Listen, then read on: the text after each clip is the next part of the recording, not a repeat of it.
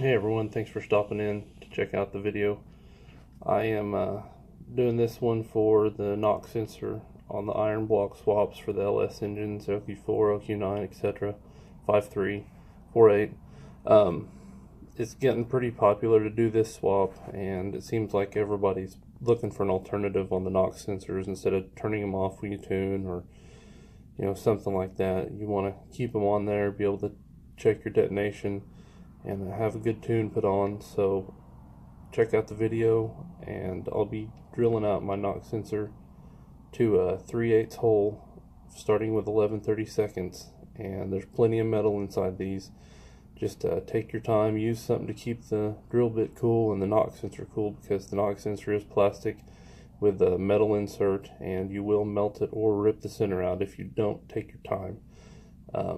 So check out the video, let me know what you think, subscribe. I'll be posting a lot more do-it-yourself videos as I work on my turbo project, and you can see the progress of it in a few of my other videos. So hope you enjoy the video. Thanks.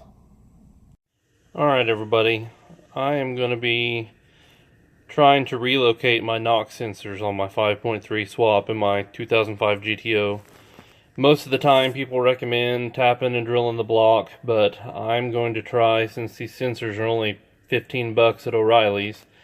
You can see that the bolt is a little smaller than the one to the right, which is the one I'm going to try to tap, or try to drill the sensor out to fit the block. This bolt here will fit in my block in a hole on the side of the 5.3. There's actually a hole on each side, which should be similar to pretty much all the iron blocks. I'm gonna drill this knock sensor out, take it one bit at a time, so I don't really screw up the knock sensor too bad. But we'll see if this works. If everything works, this will be a lot easier alternative than having somebody drill and tap the block out.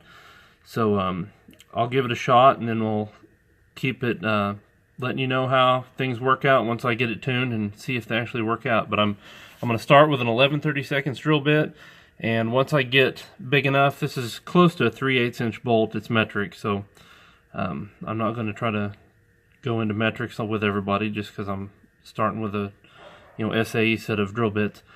But I'll drill it out, and once it's drilled out, I'll show you that it fits, and then I'll get it mounted up and we'll see what happens. Alright, so after some drilling, I ended up on the 3/8 bit at the end and started with the 11/32.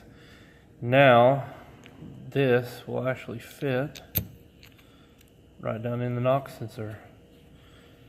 Main thing when you're using these is to get them flat on the block so that they can pick up knock, and this should work out just perfect. I'm going to go install it and see what happens.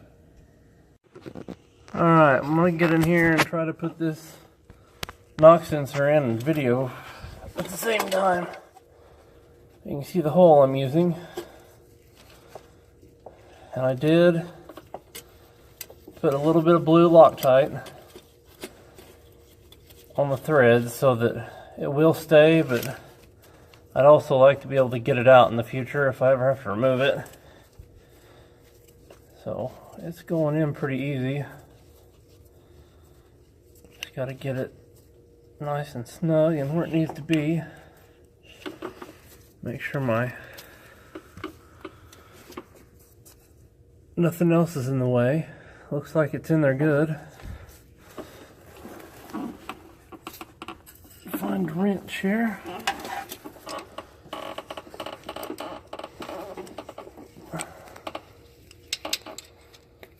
And just get it good and snug. Don't need to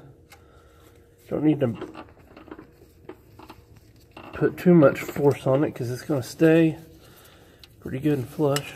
And it looks like that's going to work just perfect.